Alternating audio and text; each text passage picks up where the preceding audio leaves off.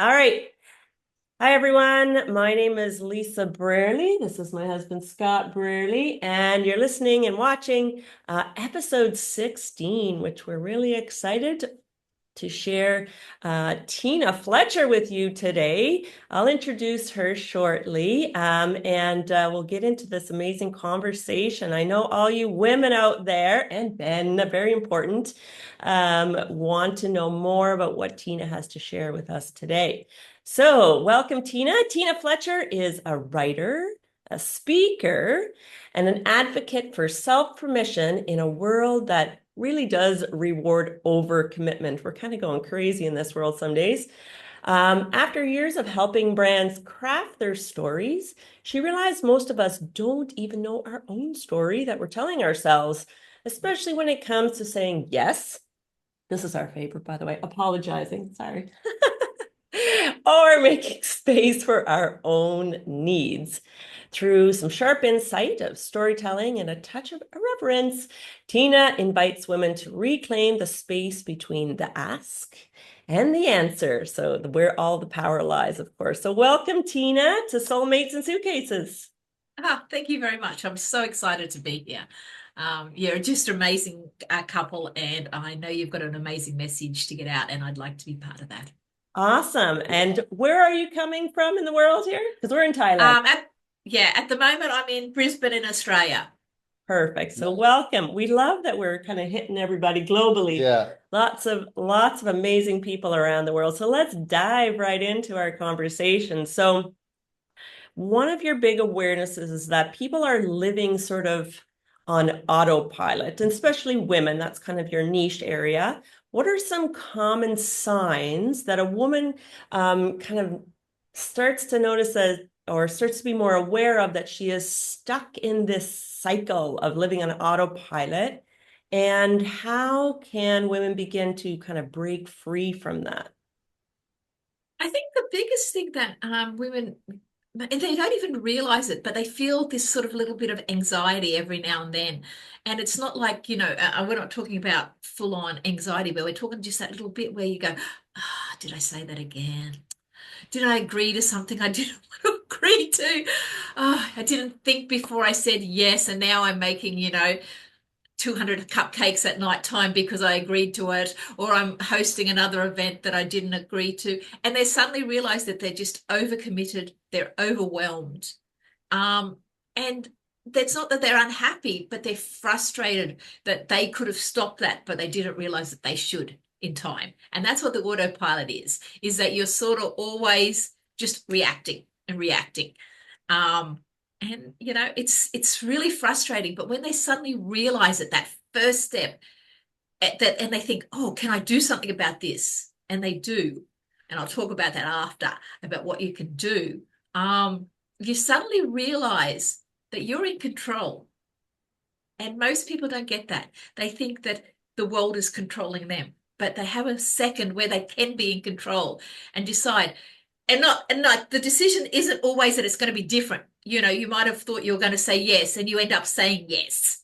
Yeah. But sometimes the answer is actually no, or maybe, or can I think about it, or oh, I don't actually know, or hang on a sec, can you actually reframe what you've just asked me? Repeat it back to me, or can you ask me again? I didn't hear what you said. And that's the biggest thing when when women and men as well suddenly realize that they have that moment to make the decision. That's when they start moving off autopilot. Yeah, it's kind of like when I introduced you, that ask, that time, the Mm. gap. I know there's a book out there called The Gap, but the gap there between the ask and the answer, and understanding that you can sort of stop, think, and make a different choice, right? Yeah, because I say it's pause and then take it back. And what I mean by that is when you pause, you consciously pause, whether it's for a microsecond or 5 seconds, whatever you need, it's your choice. And then you take it back, what they've said, and you repeat it back to them. So if you've said to me, hey, can you do this project for me? I can say, okay, so you want me to do a project. Can you tell me more about it? And that gives you that pause for you to make a decision. I love it. Um, Kind of that mirroring thing, right? That this yes, is what you yes. said to me. Yeah. Yeah, and so you're not disrespecting them, you're not disrespecting yourself, you're just having a pause. I And love in it. that pause, you make that decision. Yeah. We had something like that. We were both asked to write a blurb about what we would tell our younger selves for a book for a friend of ours. And that's kind of what I said to Lisa, like, you need to get more information on this so I know what to write versus like, am I supposed to write a little paragraph this big or am I supposed to write a page or a chapter? So just And taking Yeah, time, understanding that you need that time to think and make a decision that sits good with you. yes. And then whatever decision you make, whether it was what you wanted to make or what you were obligated to make, at least you own it. And like, I mean, a lot of times it is an obligation when you go, yeah, okay, I'm at work. I do actually have to do a project, but maybe I can do it a little bit differently because I've asked and clarified things, and the person who gave me that suddenly realized that they asked for too big an expectation. So that's sort of where then it sits with you a little bit. You feel a little bit more like you're in control, and you're not just going on conditioning. So yeah, it's a Exactly. funny little thing that I realized about this moment, that it sort of comes before boundaries. And everybody talks about boundaries, but if you're not doing boundaries from self-permission, you're doing boundaries from somebody else's expectations, and that's why they tend to fail. Very good. That's a great way to look at it. what's your perspective of the power of no and why do so many women struggle with no? And what's your advice and boundaries without guilt? Because that's a struggle, I think, for both genders. Yeah. Well, it's simple. We've been so conditioned from birth to be people pleasers. We're taught to say, saying no is selfish, it's rude, it's being disrespectful to the other person. And I don't think it is. It's not about the no itself. It's about knowing that you wanted to say no. And no is a full sentence, by the way. You do not have to justify after you say no. You tend to, but know that you don't actually have to. You can say, Yeah, no, I can't do that today. That's not justification. That's a sentence. No. You can soften it with, I can't do that today, but you don't have to justify with, oh, I can't do that today because I'm so tired with this and I've got this going on and I've got this going on. It can be just no. And the reason we struggle is because right from when we were young, we were told to be a nice, especially women. Men have it in a different dialogue, and I can't talk from their point of view, the training they got, because I'm not a guy. But I know as a girl, we were told, when we were quiet and sitting quietly, oh, aren't you such a good girl? And if you do anything loud and that, oh, you'll grow out of that. You just being a little bit of a tomboy, and it's all that sort of things that you just keep getting conditioned to thinking that, oh, okay, to be a good person or a good woman, I need to be quiet. I need to be accommodating. I need to be helpful. But you're not really being helpful if you're doing it from a position of exhaustion. no. So if you give that no, you don't give that no and you give a yes to another obligation, what happens is you give them really a half-hearted, a bit of help or advice or whatever you're doing, aren't you? You're not giving them a full you. So if you can learn to say no to some things and yes to the things that you want to do, think how much better you're going to give those yeses, Oh, because yeah. you've lifted all that weight off, that suddenly that yes has power and the no has power. And it's kind of a little bit more exciting. And you'll find it is so hard at first. So I'm not going to say do the pause and, yeah, you got it. You got to get it the first minute. You got to do it, and then you got to totally overanalyze how you did it wrong, right, and every other way. But that's okay, because anything you learned, you didn't get it right first. If you learned to walk, you didn't just get up and walk, did you? Yeah. If you learn something now as an adult, it's even harder. So give yourself the grace to know, okay, well, I wanted to say no then, but I kind of said maybe. It's pretty good. I'll take that one. Yeah, yeah. And We tend to say I failed. And I think sometimes that's the F word that gets a lot of people. And just a new experience to have learned a lesson from. That's all it is. And yeah, not only Yeah. that, if you're living from a good place where you're saying no and doing the stuff that you need, that you feel that you should do, or if that aligns with you, like the last few years, I've learned a lot about the flow of the universe and how it flows through you. And all that stuff helps clear and keep it so there's no negativity stuck in your body.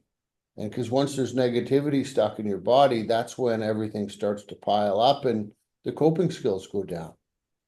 Yeah, that's so true. It doesn't feel just like just more weight on you every time you don't respect yourself and you don't put yourself first. You just carry another little bit of weight, another little bit of weight, and then you feel just exhausted all the time.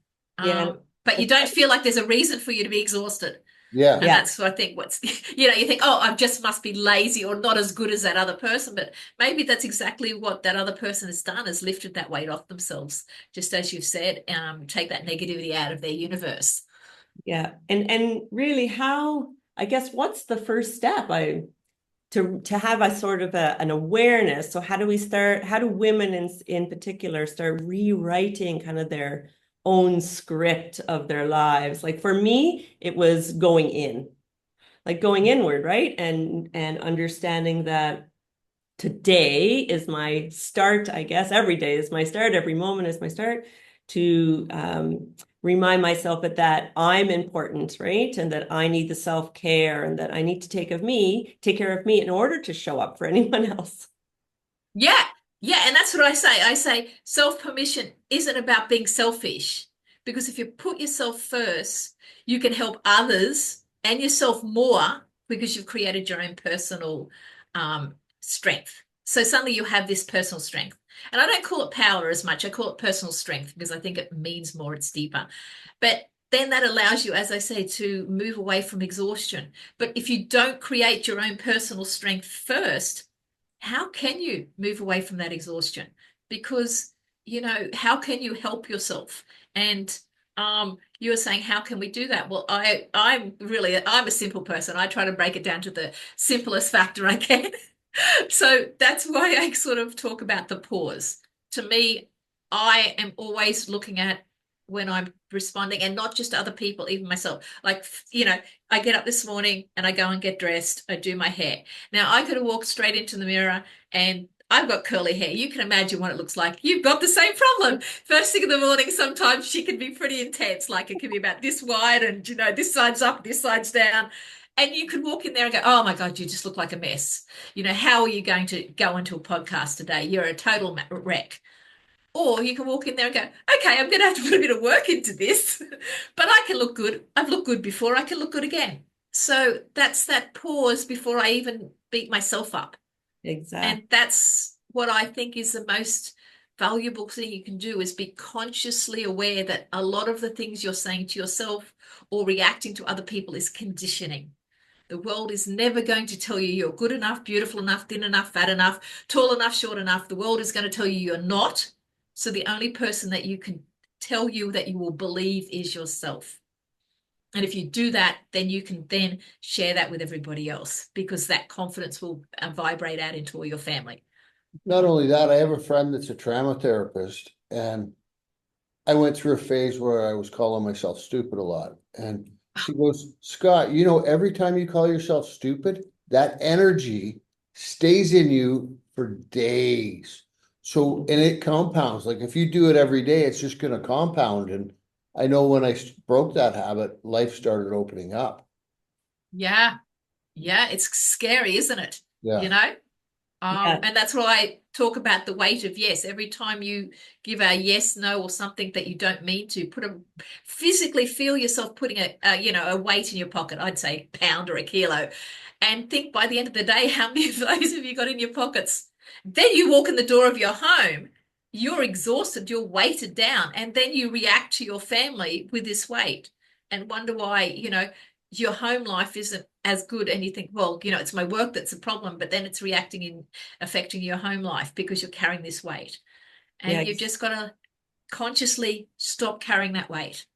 Yeah, and just on one of your points, you were kind of talking about, speaking of family, and I know many women, they do and do and do for others, and we get stuck in that sort of repetition or habitual sort of pattern.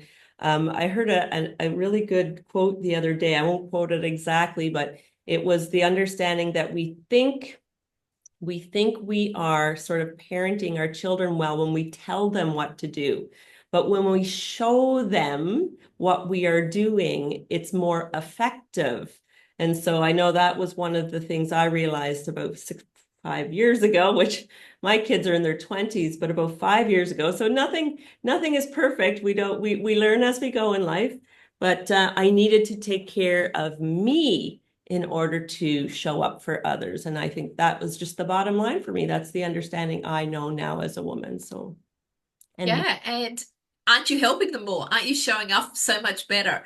Aren't you giving them so much more than you probably ever gave before and you didn't even realize it? And it's not the big moments, it's those micro moments when, somebody goes, "Oh, I just want to talk to you." You're talking to them and you're actually engagingly listening to them because you have that freedom to do that because you're not carrying around the weight. And you're also not sitting there going, "You're going to ask me to do something in a moment. Hang on a sec. How am I going to get out of this? I don't really want to do this. Oh my goodness, what am I going to do?" You're actually, I know. We've all done it. But yep, because you have a coping mechanism now of when somebody asks, you pause. Before you give an answer, you pause. I And like then that. you make a decision. So there's no stress about what they ask you because you don't have to have the answer straight away. You don't have to go, "Yeah, sure, I can do that." Or, "No, no, no, I can't do that." Or, "I don't know what about." You can pause. And Yep. and sometimes the pause is, "Okay, I'm fine, let's do this." Or sometimes the pause is, "Hang on a sec. I've got no idea what we're doing here. Let's rephrase this or reframe this. And you tell me again what you need, and then I'll decide if I can do it." Exactly. I love that. Because I don't know how many times I've agreed to something that afterwards and thought, "What did I just agree to? What am I actually doing?" And suddenly, you found out, you've just signed your life away for the next 10 years to something that you didn't even want to do. Exactly. Exactly. I'm at a question that, one of the questions you picked, question 6.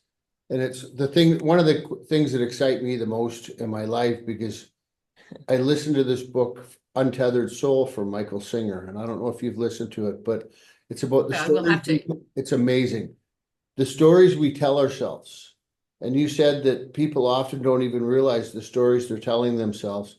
Can you share a powerful example of how changing the inner narrative can transform someone's life? Okay, so one of the biggest stories that especially women and men have at the same version, but they just call it a little bit different, is, "I'm not enough." You remember in that Barbie movie with his enoughness shirt, jumper. I mean, I wanted to buy one straight away. I actually went on the website to buy one, but they were all sold out. And I don't buy merch. You know what I mean? Like, we are always, every time we do something, we're doubting ourselves. We don't believe in ourselves, and we dish ourselves. And it doesn't matter. I've talked to people that are way up in their industry and are so successful by everybody else's terms, and they're still saying they're not enough on something. So I don't think you'll ever lose that. But what I think you can do is accept it and know that it's just conditioning and it's not real. It's not your true voice. Your true voice knows you're absolutely awesome and you're doing the best you can in the circumstances that you've got. And stop comparing yourself to everybody else because you will always find somebody better or worse. So just give it a miss, you know? It's just not going to help you because, our stories are created from everything we've absorbed in our environment, everything we've absorbed from our childhood, everything we absorbed from social media, from, uh, billboards as you drive down the street, family expectations, office dynamics. They're all being absorbed into ourselves. And they're sort of shaping this story that we're telling ourselves, that is, we're not enough. I should be further along. If I was better, this wouldn't be so hard.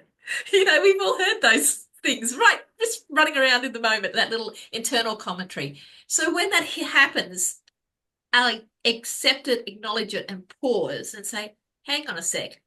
Do I really believe this, or is this just, well, even if I do believe it, I'm not believing it anymore. Just stop. It's not happening anymore. I am enough as I am. Yes, I can get better, but if you stop trying to get better, you stop living. But I'm okay. I'm enough." Yeah. You Yeah. know? And that's tricky for many brains, whether it's women or Yes. men, many brains of being able to say, I am enough. That Yeah. and it's a lifetime journey. Like it's growth continues. Growth is the consistency. Change Yeah. is the consistency in life. Well, I'm involved in a 12-step program, and I've always felt I've been different, but there you get, nobody's really different in this room. We're all the same, and it's like, well, I don't think like most of you people think. I don't Oh, yeah, get believe that one. I don't believe most of what you guys believe. And you know what? This year, I actually became okay with saying out loud to everybody, I am different, and I know I'm different, and history of my 57 years has proved I think different than most of you, and I act different than most of you, and that's the truth. Every single individual is different. Doesn't mean bad, it's just different. Yeah. Yeah. And isn't it exciting when you start looking at it from a different point, from a different point of view, is that difference is what makes you, Yeah. Yeah. and you're never going to be finished.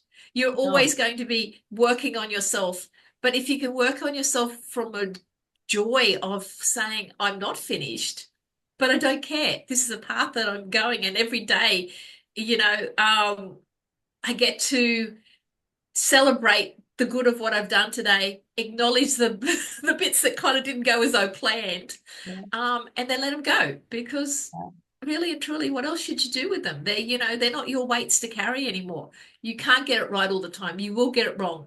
As a parent, you look back at things that you've done with your children, you go, was that really the way I should have done that? Oh, well, it's done now. What can I do? All I can do is move forward and be the best person I can be, and know that I am enough, as I am right now. Well, And Exactly. even if I have to remind myself 15 times as I go to have a conversation with her, I am enough and I am enough, I am enough. Fine, do that. Whatever works for you. There's no wrong or right way of how you do it. But as long as you acknowledge yeah. that you're consciously making a choice, and you're choosing whether you say, I am enough, or you start believing all that societal conditioning that you're not enough and you let it beat you. It's kind of, unfortunately, it sounds so simple, but it is simple, but it's hard to do. So all you just got to do is keep doing it. And my biggest statement is like invest in yourself. Because Yeah. who's good, but you pick a business, if they're not willing to invest in themselves, nobody's going to buy their shares.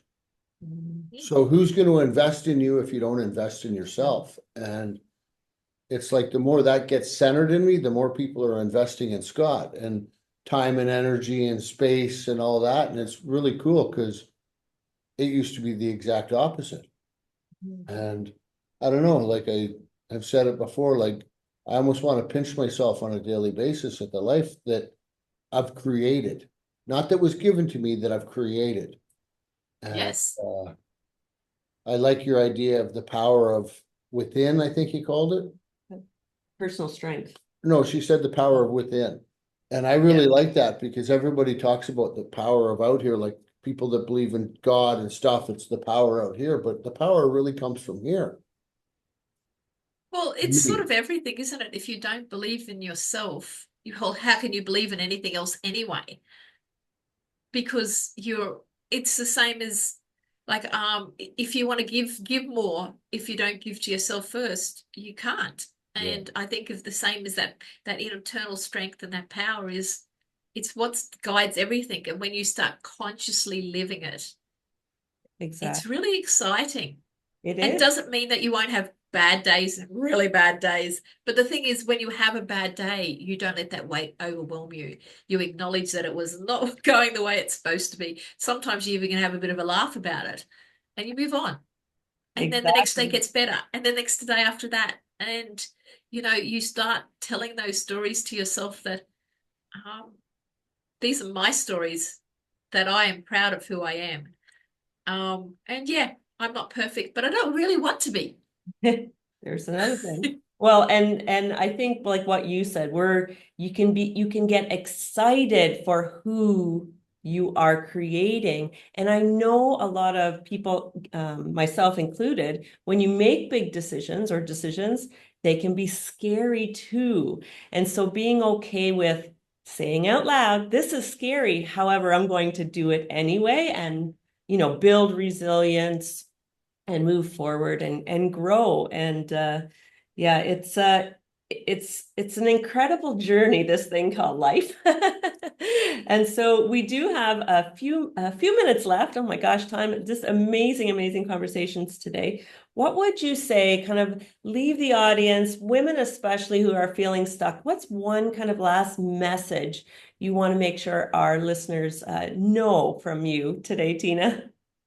Okay. So what I want you to walk away with is that you're already enough. All right. And it's time to reclaim that pause and give yourself permission to say yes or no from a conscious choice, because that's where your strength is. And it allows you to have a profound acts of self-love. So if you choose yourself first in self-permission, everything shifts. I love it. Fantastic message. It reminds me of something I taught my students way back when, grade 1, to cross the road. Point. So where you want to go, pause, think about it, and proceed. There you go. There's your connection. Awesome. Exactly. Awesome, isn't it? Exciting. I love it. I love it. Where can our audience get a hold of you? How can they contact you? We will include it, of course, in the description, but for those viewers that are even listening right now on Spotify, can you let us know how to contact you? Yeah. Well, I have my personal website, which is tinafletcher.com, but I've just opened up a new website, selfpermission.com. So if you come over there, you'll see all my books and my shift cards and what else have I got? Permission slips and all sorts of things like that. You can come over and connect with me there and check things out. That would be the best way. Awesome. And feel free to, anybody can reach out and on social media and ask me questions. I'm more than happy to answer. Perfect. Excellent. And what are the titles of your books you had mentioned as well?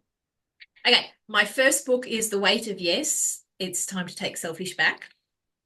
I've got 4 little books up there. My second book is I'm Not Enough and Other Lies That Women Tell Themselves.